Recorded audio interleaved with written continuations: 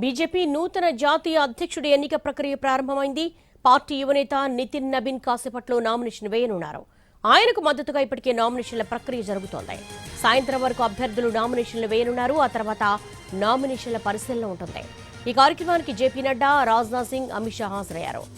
సంగతన్ పరువుగా పిలిచే ఈ కార్యక్రమానికి బీజేపీ పాలిత సీఎంలు, రాష్ట్ర యూనిట్ చీఫ్లు, సీనియర్ నాయకులు హాజరవుతున్నారు. ప్రస్తుతం ఈ పోటీలో ఉన్న నితిన్ నబీన్ పార్టీలో అత్యంత పిన్న వయస్కుడైన అధ్యక్షుడిగా ఉండనున్నారు. బీజేపీ పార్టీ విధానం ప్రకారం ఒక అభ్యర్థిని ఒక రాష్ట్ర ఎలక్టరల్ కాలేజీలోని కనీసం 20 మంది సభ్యులు సంయుక్తంగా ప్రకటించాల్సి ఉంటుంది.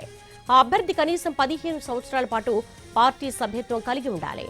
నితిన్ నబీన్ నియామకం పార్టీ యువ నాయకత్వం ప్రాధాన్యతకు సంకేతంగా భావిస్తున్నారు.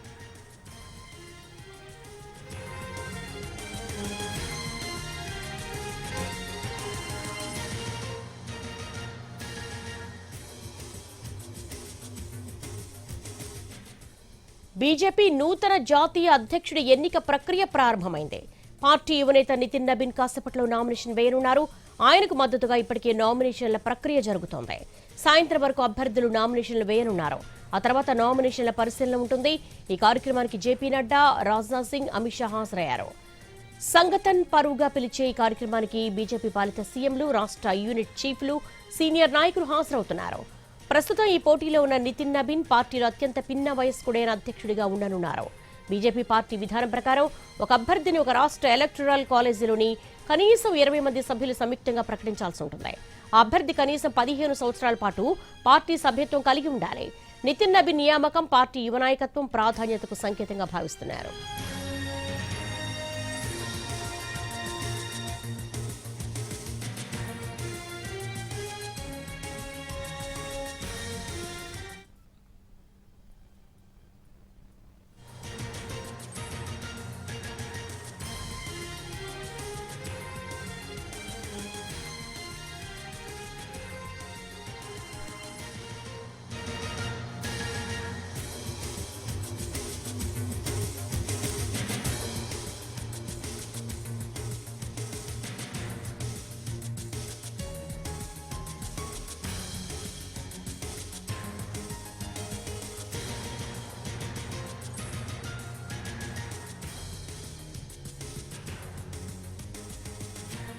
బీజేపీ నూతన జాతీయ అధ్యక్షుడిగా నబీన్ నామినేషన్ వేశారు. యూపీ సీఎం యోగితో కలిసొచ్చి నామినేషన్ పత్రాలు అందజేశారు. ఆ తర్వాత నామినేషన్ల పరిశీలన ఉంటుంది. ఈ కార్యక్రమానికి జేపీ నడ్డా, రాజ్నాథ్ సింగ్, అమిత్ షా హాజరయ్యారు.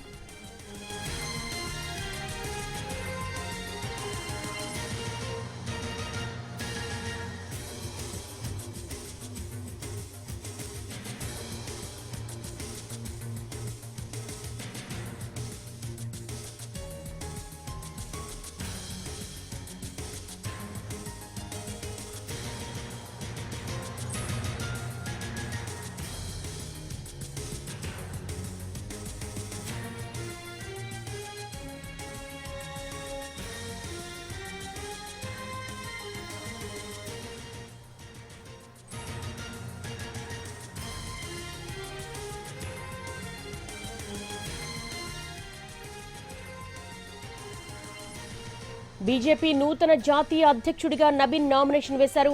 యూపీ సీఎం యోగితో కలిసొచ్చి నామినేషన్ పత్రాలు అందజేశారు. ఆ తర్వాత నామినేషన్ల పరిశీలన ఉంటుంది. ఈ కార్యక్రమానికి జేపీ నడ్డా, రాజ్నాథ్ సింగ్, అమిత్ షా హాజరయ్యారు.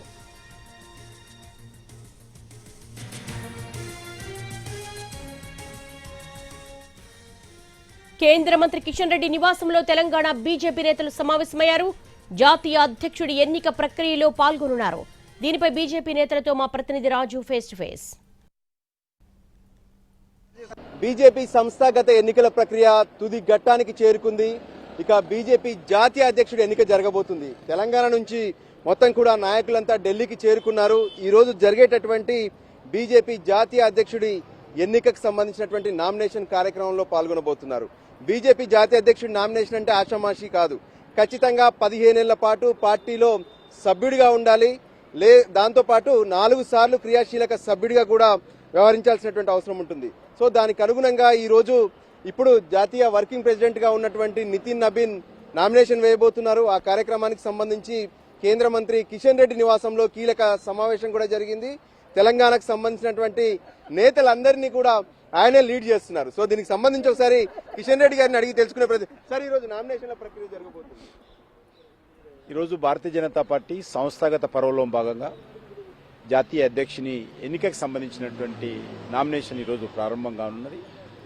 మేమందరం కూడా తెలంగాణ నుంచి కూడా, ఎందుకంటే కొంతమందిని నేషనల్ కౌన్సిల్ మెంబర్స్ను పార్టీ నిర్ణయించి ఆహ్వానించింది కాబట్టి ఈరోజు నామినేషన్ వేయడానికి వెళ్తా ఉన్నాం. తెలంగాణ రాష్ట్ర భారతీయ జనతా పార్టీ తరఫున, తెలంగాణ ప్రజల తరఫున నామినేషన్ వేయబోతా ఉన్నాం.